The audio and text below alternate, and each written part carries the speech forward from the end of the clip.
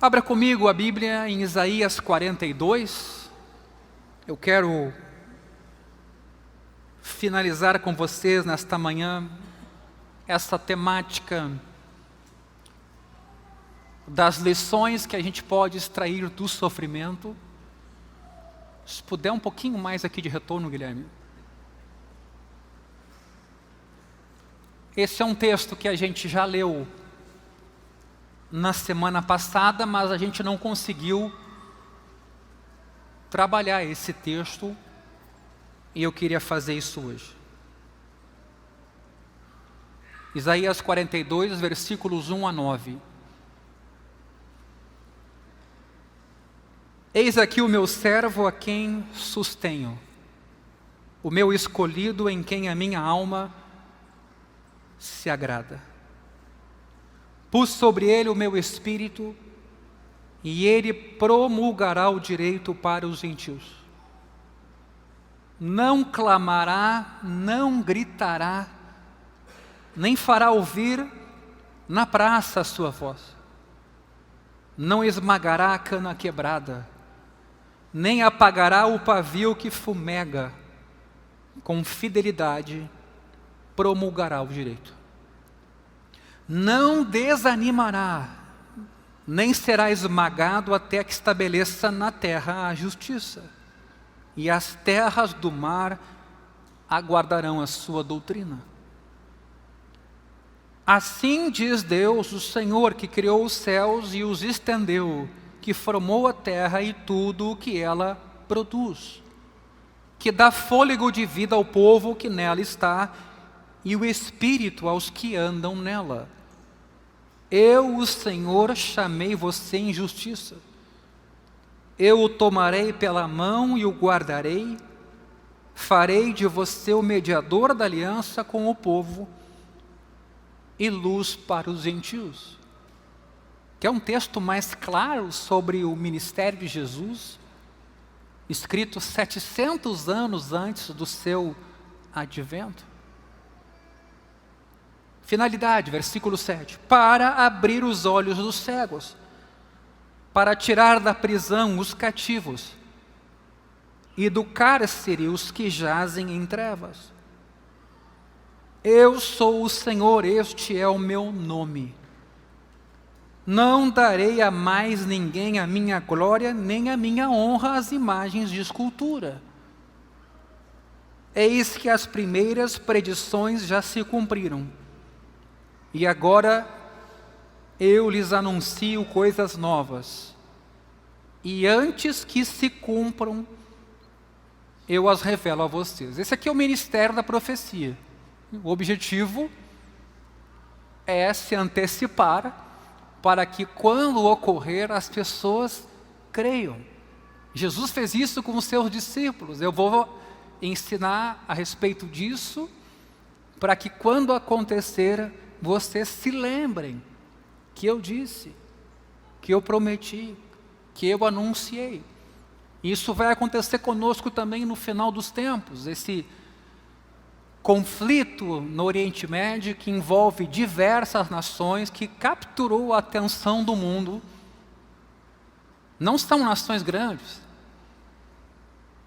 Que capturou a nossa atenção é um conflito que não é ao acaso, que não está sem propósito. Resta apenas que a gente entenda aonde está inserido e o que Deus vai fazer no meio dessa crise toda. Mas o texto que eu acabei de ler tem a ver com uma forma de funcionar, de caminhar, de andar no mundo em meio às suas dores. Caminhar com Deus no sofrimento significa tanto tratar Deus, como alguém que está presente ao nosso lado no meio do sofrimento. E eu queria que você guardasse essa palavra aqui, caminhar ou andar. É uma expressão comum no Antigo e no Novo Testamento. Caminhar é algo simples. Não apresenta grandes dramas, pelo menos para a pessoa que sabe ou que pode caminhar, que é saudável. O caminhar segue um ritmo. Consiste de passos repetidos e regulares que a gente consegue manter por um certo tempo. Em Gênesis 17, versículo 1, por exemplo, vemos Deus chamar Abraão para andar na presença dele. Abraão não é chamado a dar cambalhotas na sua presença, nem a correr na sua presença. Abraão tinha que simplesmente caminhar. Ninguém consegue dar cambalhotas o tempo todo, correr o tempo todo, mas todos conseguimos manter um ritmo tranquilo de caminhada. Muitas pessoas comparam o crescimento espiritual, às vezes, a um salto de um trampolim. Elas dizem mais ou menos assim: vou entregar minha vida a Deus, vou deixar tudo o que está errado de lado, vou mudar completamente, esperem até 6 meses e a minha vida vai estar completamente mudada. Mas caminhar, atenção, não é isso. Caminhar, por exemplo, é orar todos os dias. Caminhar é ler a Bíblia todos os dias, é quem sabe fazer o seu devocional todos os dias. É obedecer todos os dias. É, por exemplo, nas refeições em família, quando possível, também fora, trabalhando, agradecer o alimento. Se pensa que isso é pequeno? Ah, pastor, eu não sou assim tão religioso para fazer isso. Não se trata de ser religioso, se trata só de reconhecer que aquela comida ali veio de Deus. Deus nos sustenta. Como o lírio do campo, como o pardal, a ave do céu. Não é o tamanho da oração, mas é o que você está ali fazendo, como você está caminhando. Eu sei que é muito comum a ideia de vida cristã a portas fechadas, lendo a Bíblia e orando. Isso também é vida cristã. Mas caminhar envolve obedecer em todos os momentos, falar a verdade em todos os momentos, ser honesto em todo o tempo, não importa com quem ou diante do que. Caminhar é ter comunhão com os cristãos e saber que isso faz parte da nossa vida. Caminhar é adorar a Deus em comunidade, como estamos fazendo aqui pela manhã. Caminhar com Deus é comprometer-se com a vida da igreja, não há como separar caminhar com Deus de compromisso com os filhos dele. Se andamos na luz, como Ele está na luz, mantemos comunhão uns com os outros. Caminhar é comprometer-se então com a vida da igreja e participar dela por inteiro. Caminhar tem a ver com abrangência, com rotina, com o que nós podemos fazer e não com o que nós não podemos fazer. Por isso que quando se diz que a vida cristã é difícil, em que sentido? Se a gente não caminha com Deus, é difícil. Mas se a gente só dá a mão para Jesus e se deixa conduzir por aquele que caminha conosco, ela não será difícil. Terá desafios, ela terá. Mas se a minha leitura é de uma caminhada e não de levantar o telefone da emergência de um hospital quando a crise vem, a caminhada é possível ser feita. Caminhar é algo rítmico e constante. Caminhar com Deus é uma metáfora que significa progredir devagar e sempre. Se você vai comer uma comida, por exemplo, e come rápido ela, você fica estufado logo. Se você vai comendo aos poucos, você sabe que você consegue comer mais às vezes. Mas eu queria que você ficasse com essa ideia de caminhar enquanto algo rítmico, constante, que indica progressão lenta talvez, mas contínua. Caminhar com Deus pelo sofrimento significa que, em geral, a pessoa não fica imediatamente livre das dúvidas, livre dos medos, imune às dores. Pode haver momentos em que recebemos uma paz que excede todo o entendimento, é verdade. Filipenses ali, capítulo 4, versículo 7 nos diz isso. Algo inexplicável que nos toma e nos dá paz.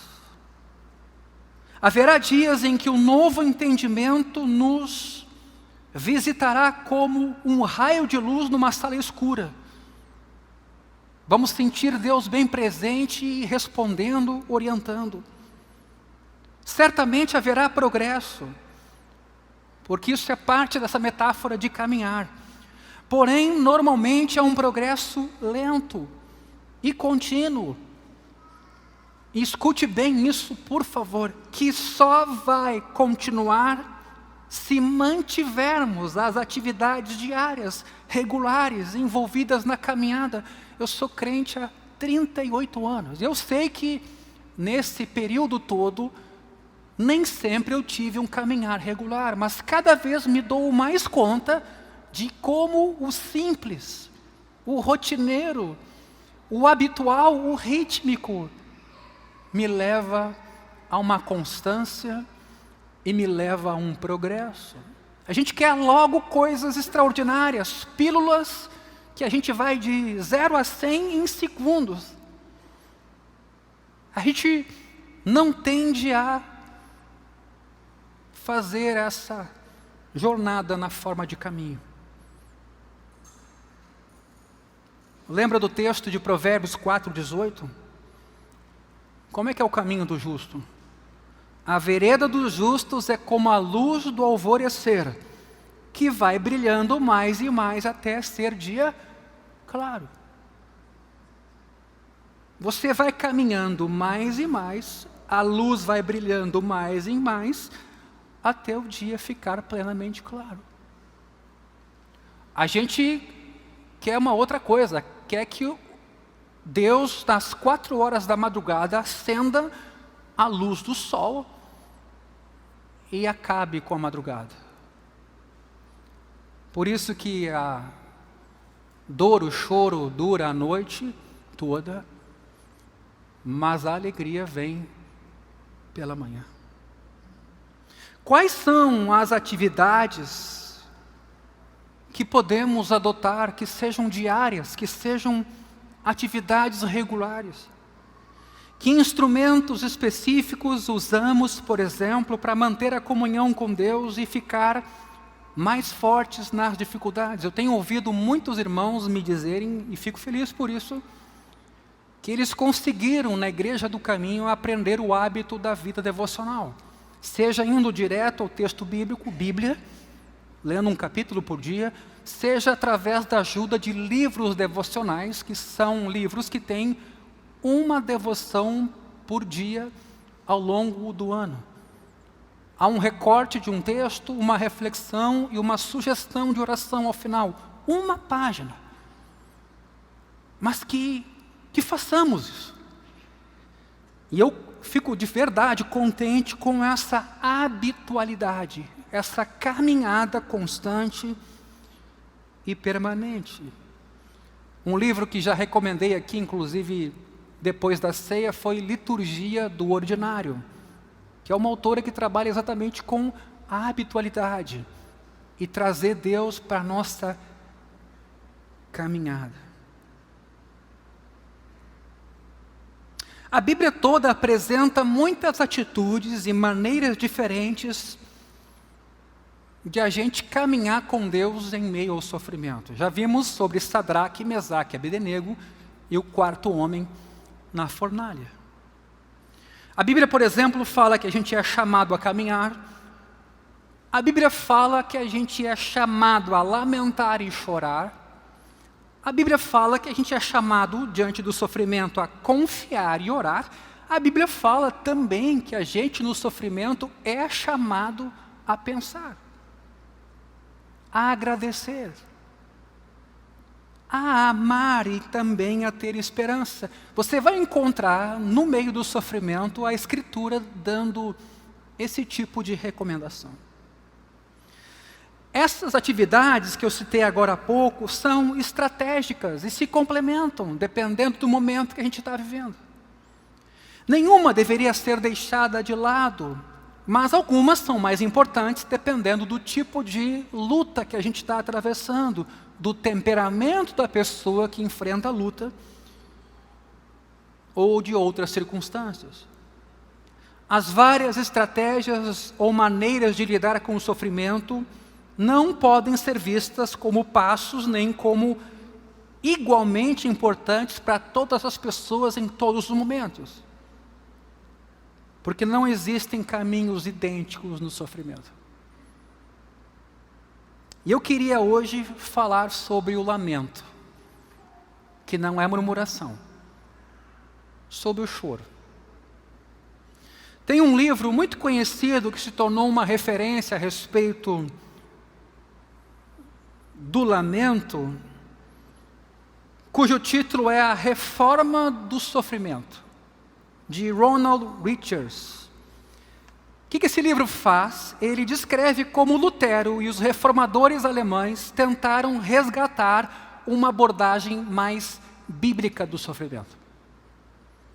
Eles acreditavam que a igreja medieval, com o seu pressuposto de que sofrer com paciência poderia garantir salvação, que a igreja então medieval, católico-romana, havia caído num novo tipo de estoicismo, parecido com o paganismo, do tipo assim, o sofrimento é inevitável, está de boas, tentando, digamos assim, não se envolver emocionalmente, se proteger do sofrimento, mas de uma maneira mais filosófica.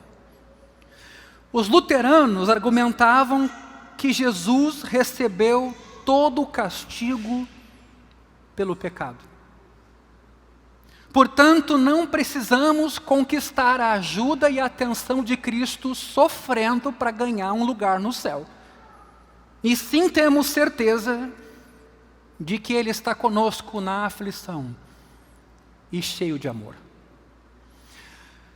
Mas, segundo esse autor, Richards, a igreja luterana ainda parecia seguir a igreja medieval num aspecto. Ela ignorava a presença do lamento na Bíblia como uma reação correta de cristãos diante de problemas ou tristezas. Muitos salmos são chamados de salmos de lamento. Você já viu isso nas Escrituras? São clamores fortes de angústia e dor. Geralmente, o salmista está ali reclamando de algo, ou que outros fizeram, ou ele está apreensivo em relação aos seus pensamentos e atos. Mas também alguns salmos são expressões de frustração com Deus mesmo, com o Senhor Todo-Poderoso. A gente vai olhar um ou outro aqui. Salmo 44, versículo 23. Olha o que esse salmo diz. Desperta, por que dormes, Senhor? É uma maneira interessante, né, de se referir a Deus quando a gente está lá no meio da luta e parece que Ele não está ouvindo ou vendo. E que tal o Salmo 89, versículo 49?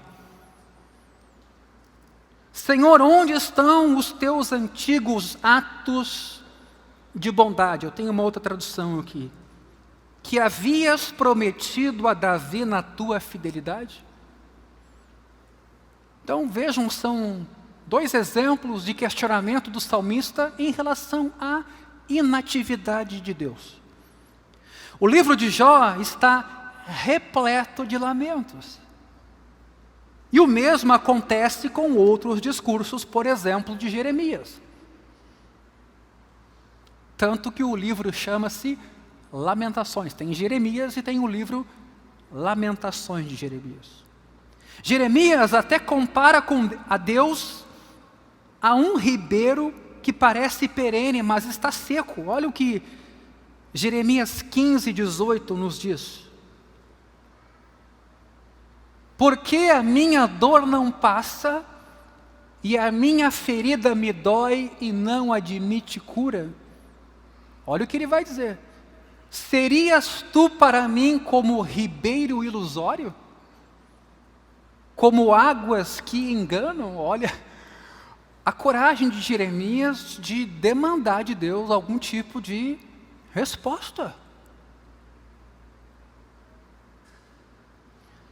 Esse autor que eu acabei de citar e a sua obra, afirma que os luteranos, preocupados em evitar que os cristãos duvidassem do amor de Cristo, também os luteranos minimizaram o tema do sofrimento, no sentido de minimizar o lamento pelo sofrimento. Esse autor diz que os primeiros reformadores desenvolveram uma cultura em que expressões de dúvida ou reclamações eram desaprovadas. Os cristãos aprendiam a não chorar nem lamentar, mas sim mostrar ao Senhor a sua fé por meio de uma aceitação sem limites e alegre da vontade divina. Richard cita ainda escritos luteranos antigos, que se envergonhavam até mesmo do livro de Jó fazer parte da Bíblia. No sentido de Jó aparecer como alguém com pouca fé. Pois questionar Deus como Jó fez era um pecado terrível.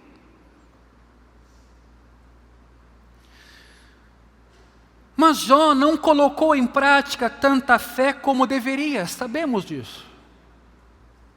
E no último capítulo do livro, ele mesmo confessa a Deus, capítulo 42, versículos 5 e 6, com os ouvidos eu tinha ouvido falar a teu respeito, mas agora os meus olhos te veem, por isso me desprezo e me arrependo no pó e na cinza. Então Jó sabe que lhe faltou fé.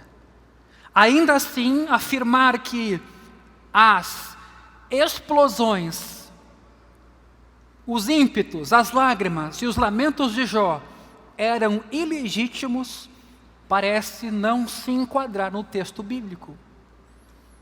No primeiro capítulo do livro de Jó, por exemplo, quando Jó recebe más notícias da morte dos filhos e da perda dos seus bens, o texto diz que ele se levanta, versículo 20, e rasga o manto e se prostra no chão. Temos aqui um homem que se comporta de um jeito que muitos cristãos piedosos considerariam inapropriado ou, quem sabe, uma demonstração de falta de fé. Ele rasga a roupa, prostra-se no chão e ele chora. Jó não demonstra sequer um traço de paciência estoica. Contudo, o texto bíblico afirma que em tudo isso Jó não pecou, versículo 22. Em tudo isto Jó não pecou, nem atribuiu a Deus falta alguma. No entanto, lá no meio do livro, Jó amaldiçoou o dia em que nasceu, e eu nem estou fazendo aqui o contexto de tudo que ele perdeu, o que ele viveu, chegando a se raspar com cacos, diante das suas úlceras e tumores.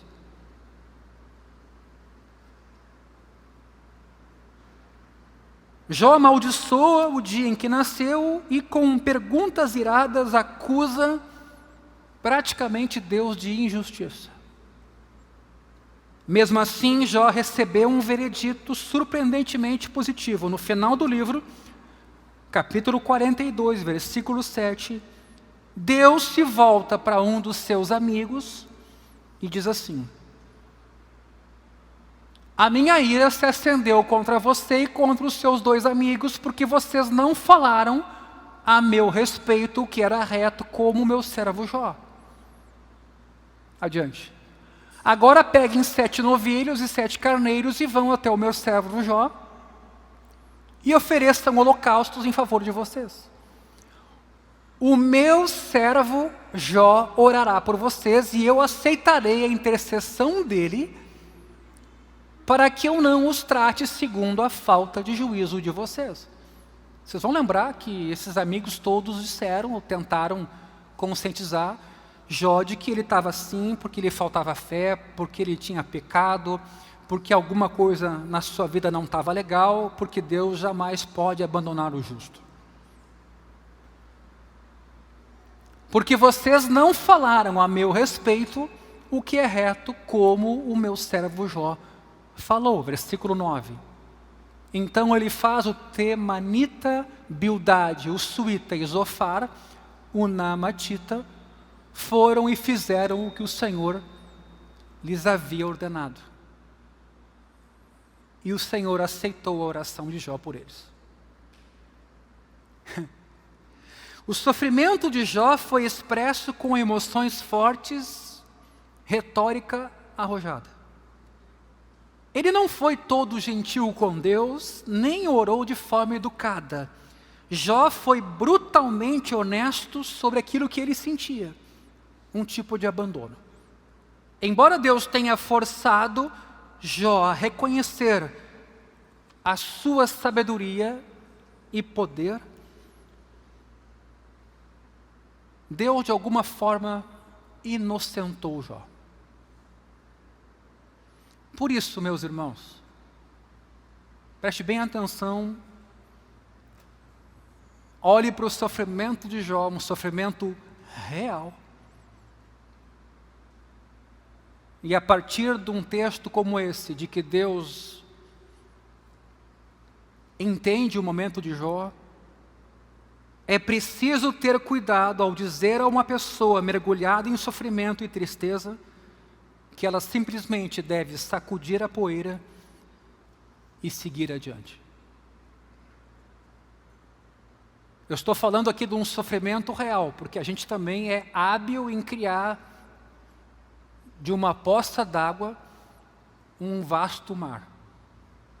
Não, nós estamos falando aqui de alguém que perdeu tudo, que ficou só.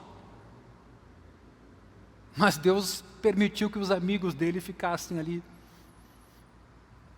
fustigando ele, né? Alguma coisa deve ter feito, tem algo errado. Deus é justo, não pode. Isso significa que a gente deve ser mais gentil e paciente com a pessoa que atravessa um sofrimento real.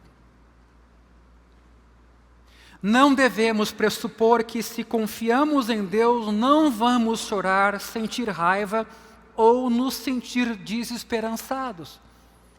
Porque isso não é piedade, isso na verdade é esconder o que nós humanamente, como criaturas de Deus, sentimos. Isso é muito comum num sepultamento. A pessoa vai lamentar, e às vezes por dias. E se não lamentar, até há que se perguntar, havia afeto e memória boa com essa pessoa que partiu? Você ir a um velório ou sepultamento de falecido, onde todo mundo era crente, e você não ver dor nenhuma, é uma coisa perigosa. E a gente tem que ter cuidado com isso. Eu acho que a gente às vezes se desumaniza e usa Deus e a ressurreição como um pretexto para esconder relações frágeis nas nossas famílias. Ou com entes que deveriam ser queridos e, por indiferença, aquele velório ou sepultamento não teve choro. Preste bem atenção nisso. A nossa sociedade hoje se protege do sofrimento de todas as formas, seja com medicamentos, seja evitando enxergar a dor propriamente dita. Já falei sobre isso em outro momento, quando num sermão sobre a morte, eu dizia, no passado as pessoas morriam e a gente olhava elas mortas. Hoje você geralmente vai para uma UTI, onde você não pode entrar e você recebe uma notícia apenas de que o corpo já está com o médico legista, ou você vai ver ele no caixão, no sepultamento. Quer dizer, a gente, com o tempo, foi sendo afastado de se encontrar com a morte. Fomos sendo protegidos, blindados. E isso nos ajudou? Não, isso piorou nossa tolerância para o sofrimento.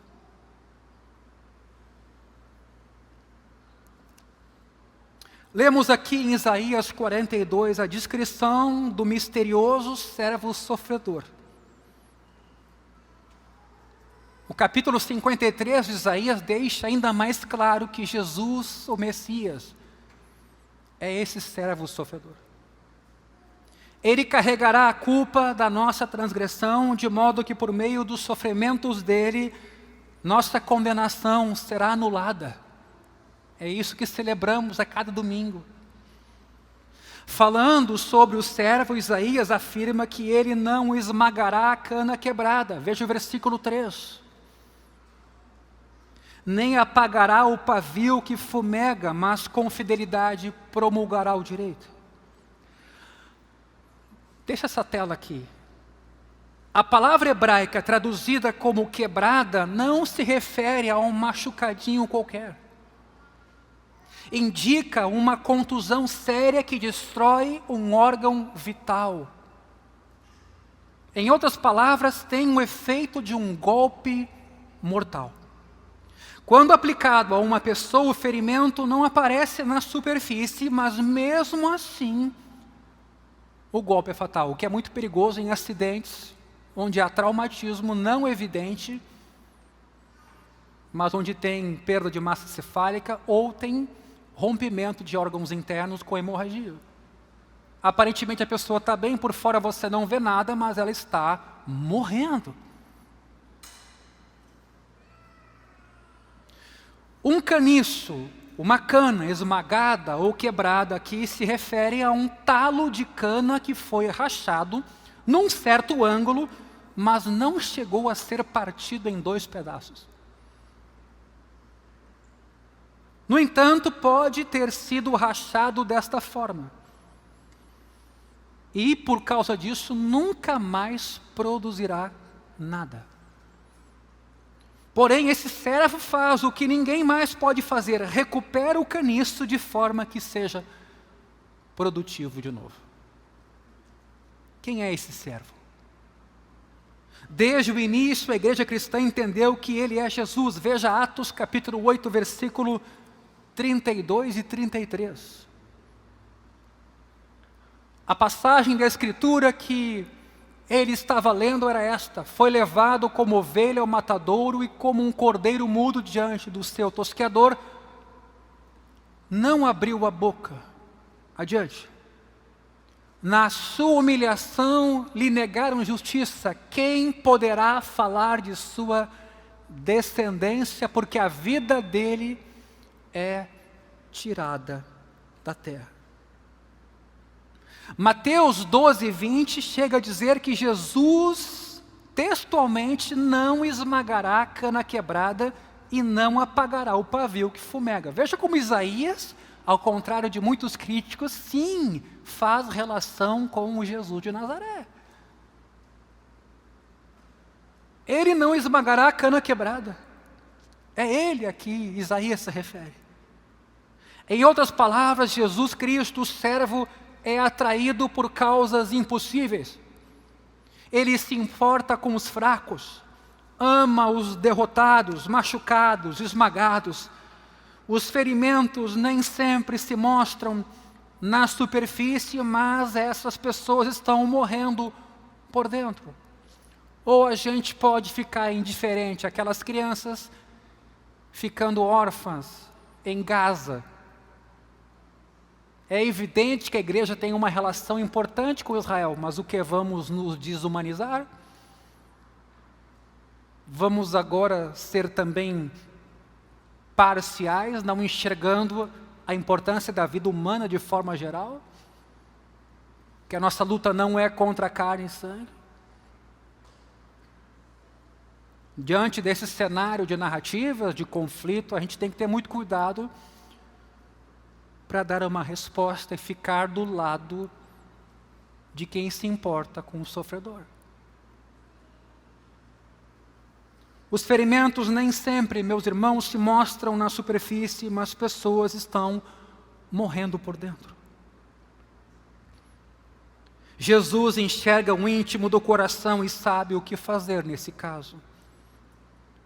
O Senhor sara o coração quebrantado e cura as feridas. Salmo 147, versículo 3. Ele sara os que têm o coração quebrantado. A gente pode ler essa palavra e atribuir valor moral. Um cara quebrantado, um cara humilde. Não, não é disso que se trata. É alguém quebrado mesmo. Aliás, a gente tem que cuidar quando fala em quebrantado, né? E trata das feridas deles. Em 1 Reis, nos capítulos 18 e 19, a gente lê sobre o ministério de Elias.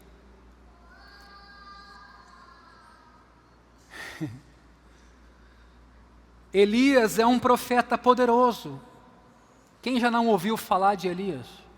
Um grande homem de Deus. O Novo Testamento recupera inclusive Elias para falar o quão poderoso Deus foi por meio dele.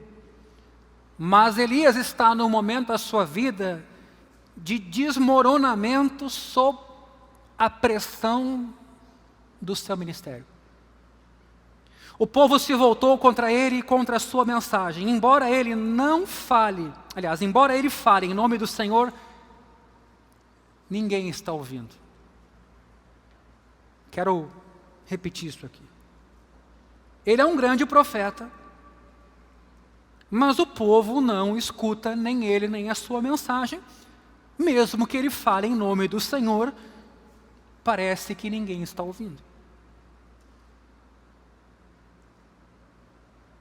Ele é um grande profeta, mas o ser humano tem o seu limite para decepções, oposições e dificuldades. Elias então fica deprimido, é o que o texto nos dá a entender. Ele quer morrer. Ele vai para o deserto e pede a Deus: tira a minha vida. 1 Reis 19, 4. Tira a minha vida porque eu não sou melhor do que os meus pais. Depois ele se deita embaixo de uma árvore e ele tem um sono agitado. Temos aqui um homem deprimido, um homem ferido. Ele está vacilando, o pavio está quase se apagando e o profeta não lida bem com o sofrimento e o estresse do seu chamado.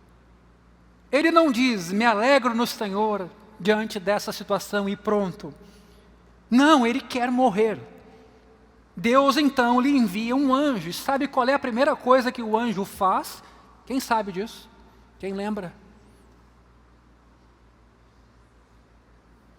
O anjo serve para ele uma refeição. 1 Reis 19, versículo 7. O anjo do Senhor voltou, tocou nele e lhe disse: levante-se e coma, porque a viagem será longa. Adiante.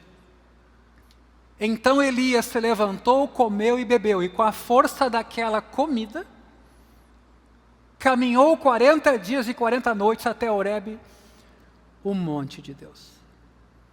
Será que Deus envia um anjo a esse homem que está sofrendo e faz o anjo lhe passar uma compostura, mais ou menos assim: te arrepende? Como você se atreve a perder a esperança em Deus? Não. Ou será que ao contrário o anjo diz: alegre-se, tenho excelentes notícias para você? Também não. Ou o anjo faz perguntas a Elias, de modo que Elias reflita sobre aquele seu momento? Também não.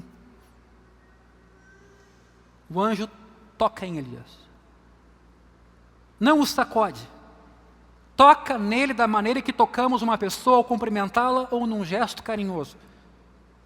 A seguir, o anjo lhe prepara uma refeição e o encoraja: você precisa ficar forte para a jornada. Então, deixa ele dormir um pouco mais e o alimenta de novo.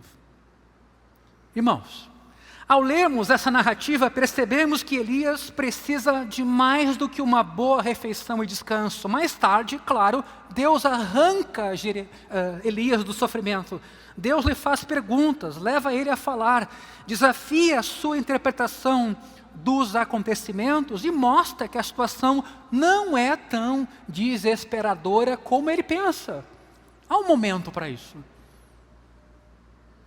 E ainda Deus revela que tem um plano para Israel, que Elias vai ser surpreendido, que Deus vai mudar aquela situação de indiferença, de surdez, para ouvir a palavra de Deus. No entanto, argumentar e explicar não foram as primeiras coisas que Deus fez com Elias. E é por isso que a gente tem que ter muito cuidado quando alguém está sofrendo quanto à nossa abordagem.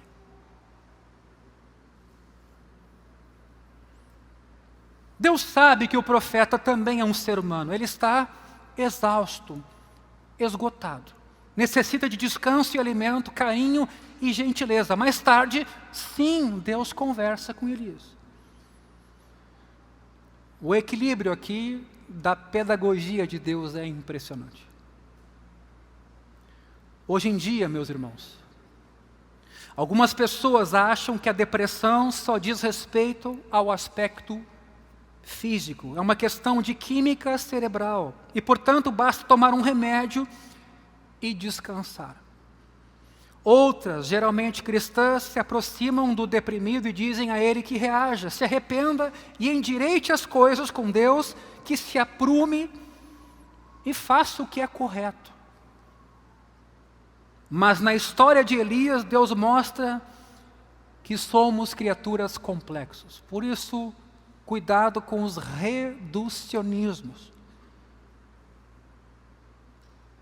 Temos corpo, temos alma. Simplificar demais o tratamento seria quebrar o caniço esmagado e apagar o pavio que fumega. A pessoa já está quebrada e você vem e traz mais culpa sobre ela de que o que ela está vivendo foi ela que produziu, e até pode ter sido.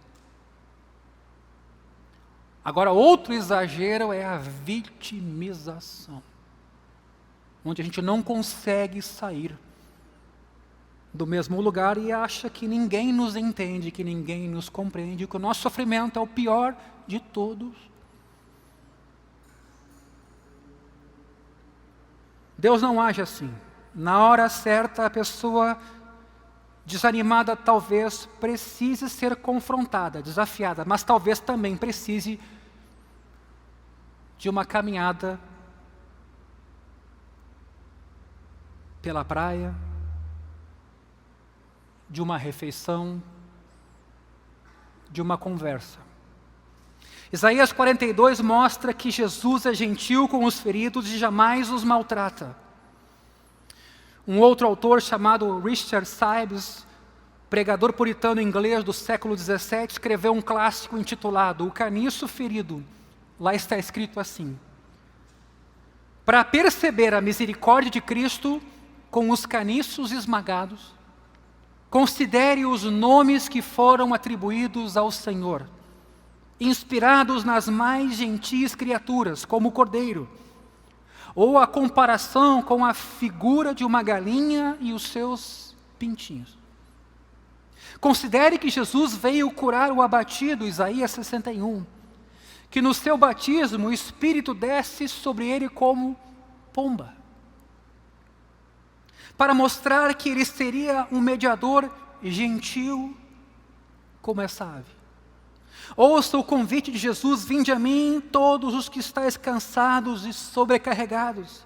Ele é o bom médico para todas as doenças. Ele morreu para curar nossas almas, usando como remédio o seu próprio sangue. Jamais tenha medo de ir a Deus, porque temos um mediador junto a Ele, Jesus, que não apenas é nosso amigo, mas nosso irmão, que enfrentou todo o sofrimento, para que por meio dele possamos ir ao nosso Deus e Pai. Que isso nos sustente quando nos sentimos feridos. Pense, se Cristo é tão misericordioso a ponto de não me destruir, eu não vou me destruir com as próprias mãos, sozinho. A nossa vida importa. O princípio que estamos destacando aqui é: as pessoas em sofrimento precisam chorar, derramar o coração, em vez de serem imediatamente caladas com instruções do que elas têm que fazer. Também não é assim que devemos tratar a nós mesmos se estivermos sofrendo.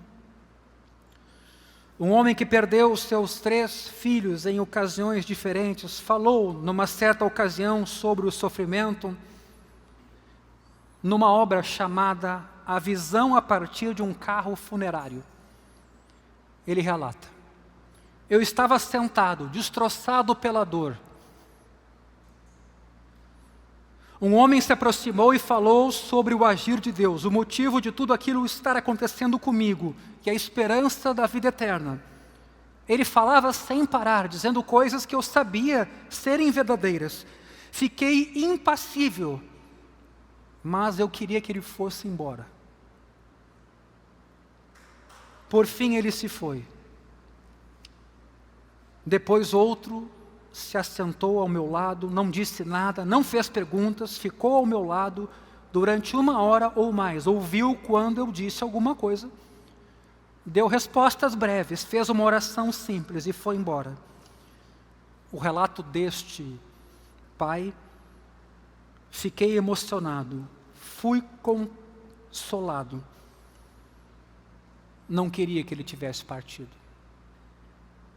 Eu não sei se todos vocês sabem, mas o irmão mais novo de Tim Keller, Billy, era gay, contraiu AIDS e em decorrência disso veio a morrer. Seus pais eram cristãos que concordavam com o ensino histórico da igreja de que a homossexualidade é pecado. Quando a saúde de Billy piorou e ele foi transferido para uma clínica de repouso, seus pais, com 70 e poucos anos, vieram de uma distância de 1.600 quilômetros, dormiram no sofá de um parente e durante 7 meses ficaram ao lado de Billy, cuidando do filho 14 horas por dia. Eles não confrontaram Billy, nem falaram das suas diferenças, o alimentaram com goles de suco e iogurte. Atenderam às suas necessidades mais básicas. Um dia Billy tocou então no assunto que dividia a família. Ele conseguiu falar porque seus pais criaram um ambiente de amor e carinho que oferecia segurança para a discussão daquele tema. E o que se conta é que esse irmão teria se arrependido, confessado Jesus. E se acredita que ele herdou a eternidade. Conversaram com honestidade e lágrimas. E muitas questões espirituais acabaram se resolvendo. Questões que envolvem relacionamento. Nós temos que ter um cuidado para que a fé cristã não nos desumanize. E aqui, óbvio, não é a fé cristã que faz isso. A nossa leitura sobre ela pode dar a entender superpoderes, imunidade, intocabilidade. Mas nós somos esses seres humanos aqui. E é interessante que nesse texto de Isaías, capítulo 42, versículo 3, o ministério de Jesus não esmagará a cana quebrada, não apagará o navio que fumega.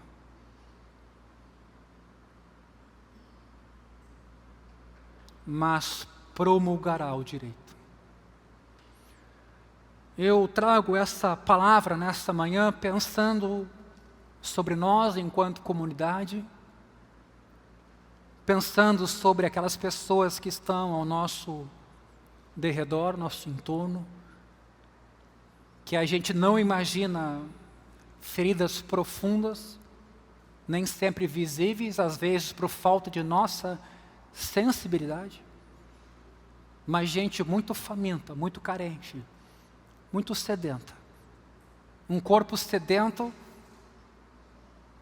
um corpo que não come, nem sempre por fora a gente percebe que está morrendo. E eu penso que nessa manhã nós devíamos acolher essa palavra do profeta Isaías, palavra essa encarnada no seu Filho, e olhando também para como Jesus agiu, como se dirigiu, como lidou com pessoas nas suas dores. Nas nossas doutrinas organizadas, sistematizadas, eu temo que às vezes a gente perca de vista a ideia de um Deus relacional e se depare muito com um Deus cheio de proposições que nos entregou um manual e a gente acaba quase que sendo um povo do livro, no sentido de que o livro se esgota enquanto livro e a gente não encontra a pessoa, o Deus de amor, o Deus misericordioso e o Deus gracioso. Esse dia pode ser o seu dia amanhã. Esse dia pode ser o seu dia no ano que vem. E você vai ser desafiado a ter diversas reações. Pessoas vão dizer coisas, o diabo vai dizer coisas. Às vezes a voz de Deus vai ser a mais silenciosa nesse turbilhão. E você vai precisar dos seus irmãos. Você vai precisar de ajuda dos seus irmãos. Eu recortei uma frase nessa semana que, por acaso divino, me lembro agora. Tem coisas que eu leio, que eu guardo no celular, porque não é sempre que a gente tem aquilo presente. Mas a frase se referia à atitude de Pedro de renunciar que Jesus lavasse os seus pés. Pedro tem aquela reação abrupta, não, eu não. E Jesus diz, se tu não deixar eu lavar os teus pés, tu não tem parte comigo. Agora escute a frase. Para algumas pessoas é mais difícil aceitar um ato de ministração do que oferecer a ministração. Pois quando outra pessoa nos ajuda, nos ministra, nossa dependência, fraqueza e necessidade são admitidas. Quando Pedro deixa de lado sua pose como homem autossuficiente que venceu pelos próprios esforços e recebe ministração de Jesus, é aí que ele age pela fé. Eu vou repetir essa frase. Para algumas pessoas, Xande, é mais difícil aceitar um ato de ministração que alguém lhe quer prestar do que ministrar. Para nós é mais fácil ministrar. Pois quando outra pessoa nos ajuda, a nossa dependência, a nossa fraqueza e a nossa necessidade acaba sendo admitida. Eu me preocupo com pessoas que nunca pedem ajuda. Eu me preocupo. Quando Pedro deixa de lado a sua pose, achei muito legal essa imagem aqui, como aquele homem autossuficiente, o que estava na frente dos demais apóstolos, que venceu pelos próprios braços, o fiel, e ele recebe ministração de Jesus. É ali que Pedro age pela fé. Baixa a tua cabeça.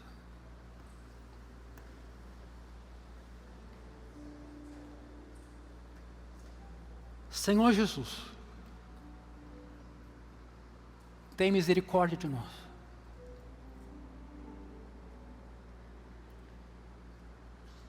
perdoa nossos pecados.